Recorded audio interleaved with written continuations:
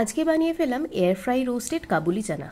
এটা কিন্তু খুব ভালো স্টার্টার হিসাবে কাজ করে, যে কোনো পার্টিতে কিন্তু এটা দারুণভাবে চলবে আর খুব সহজে বানিয়ে ফেলা যাবে এটা বাড়িতে। যদি আপনার বাড়িতে এয়ার ফ্রায়ার থাকে তো এরকম ছোট ছোট অনেক রেসিপি এয়ার ফ্রায়ারে বানানো যায় আর খুব ইজি এটা বানানো।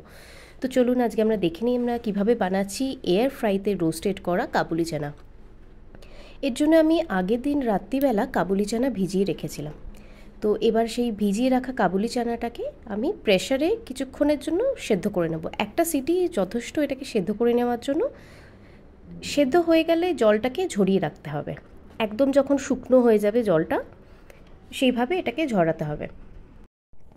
এবারে কাবুলি চানাটাতে আমি কিছু মশলা অ্যাড করছি, যেমন এতে আমি নুন দিচ্ছি স্বাদ মতন, চাট মশলা দিচ্ছি, এরপরে দেব এতে লাল মরিচ গুঁড়ো আর কালো মরিচ গুঁড়ো। আপনি চাইলে আরও বেশি কিছু মশলা ইউজ করতে পারেন, সেটা তো খুবই ভালো টেস্ট হয়।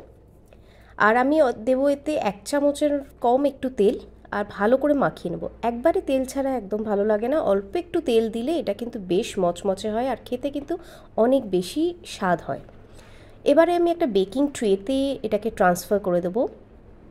বেকিং ট্রে এই জন্য আমি ইউজ করছি কারণ যাতে এয়ার ফ্রাইটা নোংরা না হয়, তো সেই জন্য বেকিং ট্রেটা ইউজ করে নিচ্ছি।